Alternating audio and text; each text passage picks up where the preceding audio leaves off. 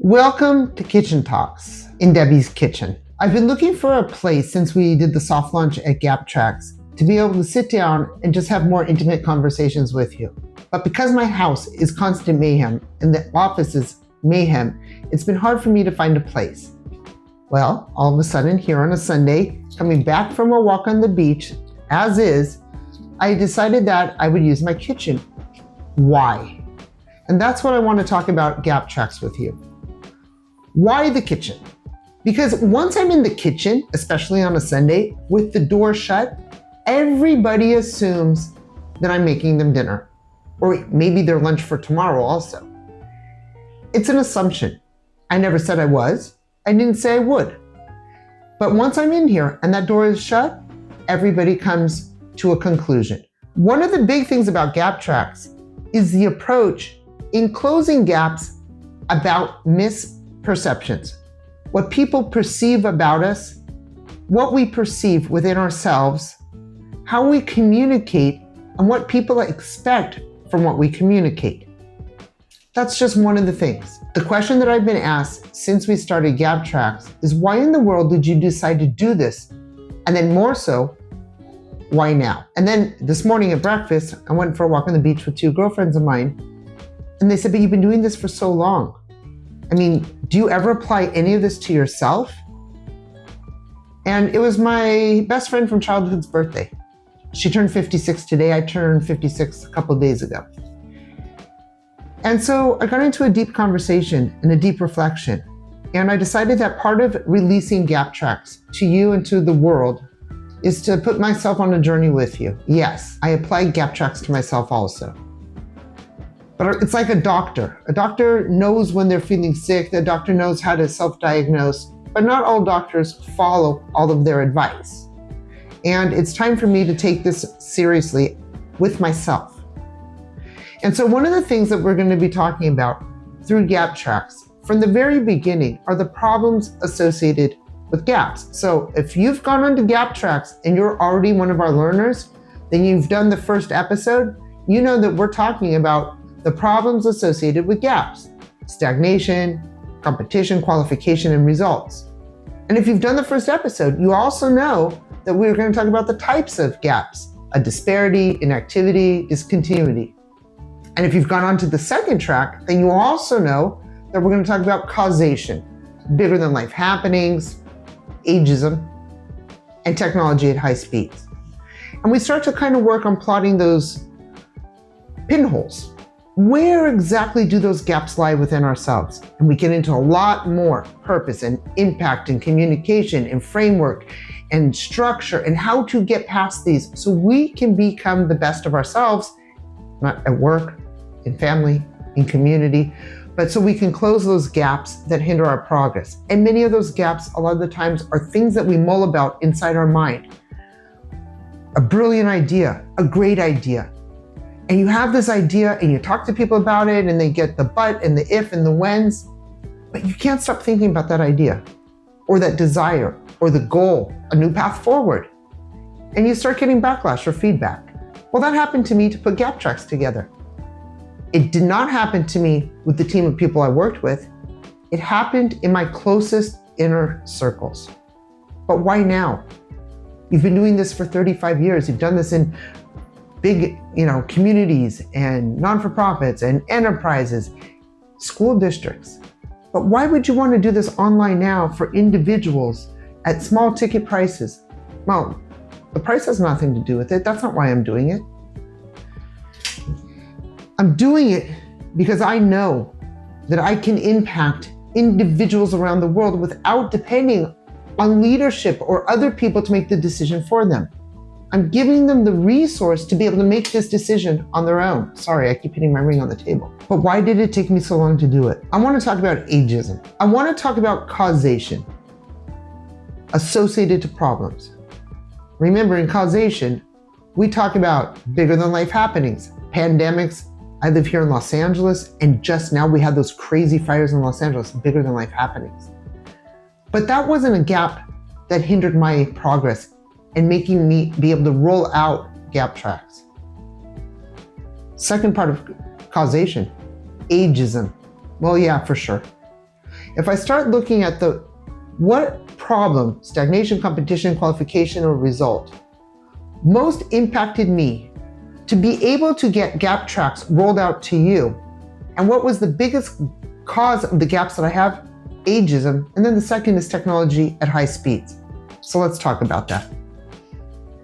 I don't feel stagnant, not at all, so that's not a problem that I have. It is secondary to my problem.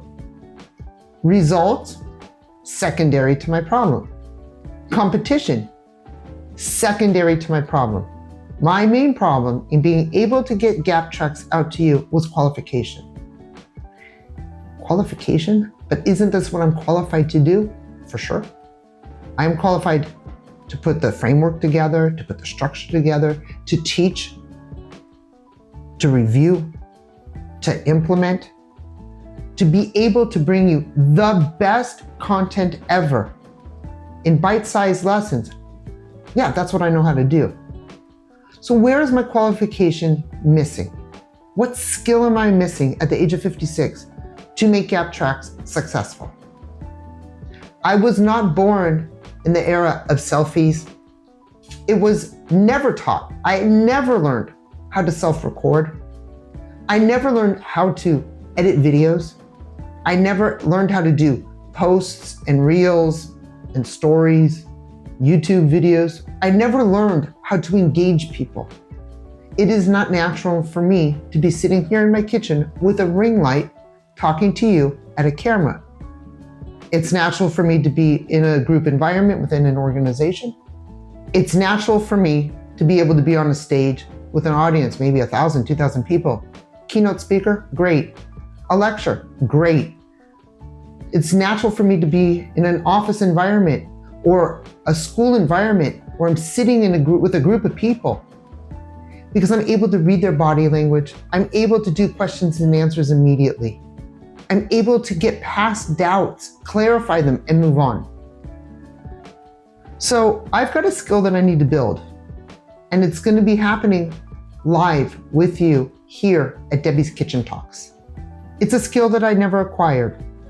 I've learned to use my smartphone. I've learned to post, personal things, but I'm not an influencer.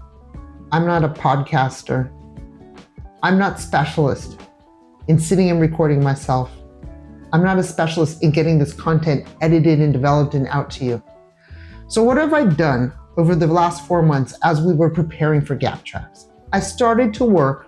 First thing I did, I really looked down at the exercises. Assignment 1, class 1. Pinhole my gap, focusing on the problem. If I have a skill that's lagging, to be able to get this to be a big success, then I need to start filling that skill up. So what did I do? Started taking online courses, just like you're taking this one, or you might want to take this one, or you will be taking this one. I did a bunch of online courses on social media, on film editing. Yeah, I've got a team that's doing it, but I also wanted to understand what's involved behind it. So when we work together and they give me instruction, I am more clarified on what I'm actually doing. And I'm still taking those classes, and I'm still working on it. Being able to fill that skill will make me more fluent in my ability to get this out to you. And by doing that, I started equaling up to my competition. Well, there's no competition in gap filling, but there's competition for online courses. That will help boost my results because now I'm better skilled at a skill that was lagging. And for sure, it will not put me into a stagnant cycle in a new process, in a new product that I'm putting out to market. So when we talk about pinholing, the pinhole problem, even though all 4 of them might apply, I had to really look deep and say, it's skill. I am missing a modern day skill. Now, what caused that skill? Well, ageism for sure plays a part of it. Technology at high speeds plays a part of it. Technology at high speeds and ageism, they meld together. Because this wasn't available, it wasn't something I learned, it wasn't something that was taught to me. I had to catch up. I'm still catching up. And so what I decided to do as we release the episodes, as we go through GapTrax, is to have kitchen talks with you. To talk to you, to tell you why this is important to me, how it's helping me get through bringing this to life. There's a lot of questions out there. I got DM'd a lot, and I'm gonna start talking about them one by one, as much as I can, maybe on a daily basis, because I've got a lot to say. What you're going to learn in GapTrax is not taught in school. It's not taught in the workplace. It's not taught in higher education. A lot of questions have come to me since we did the soft launch last week and since we began enrolling people on the platform. And one of the other questions is, what can we get out of this? I mean, like, what exactly is a gap? Well, a gap is a distance, it's a space. Gaps are approached in part, sometimes a little bit at school, not much, not taught. Sometimes a little piece or here or there of a framework in the workplace. But no one in the world sits down and says, gaps hinder progress. They are part of our day-to-day. And having the framework that you're gonna get through these 24 classes, maybe some of them don't apply to you because you already have that knowledge or that skill. And then there's a bunch that you're gonna go, whoa, now I can tie that new set of skills, those new tools, that new knowledge to what I already knew. And then you start looking at gaps as a holistic, when I say holistic, I mean in the Greek sense of the word, in its entirety. And not a patchwork that we go through life trying to patchwork things together. But now through 24 quick sessions, you go, oh wow, aha, ooh, I didn't know.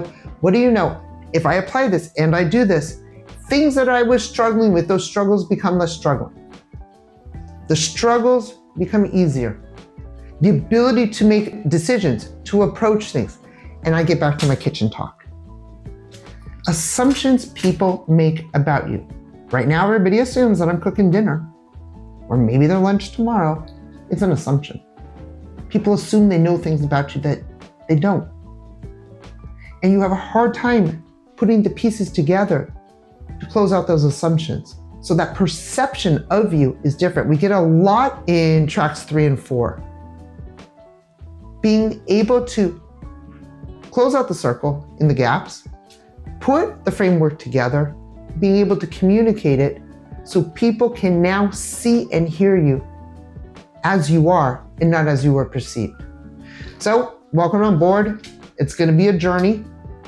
And I've got a lot of storytelling to tell you so we can get through this. Enjoy and welcome on board.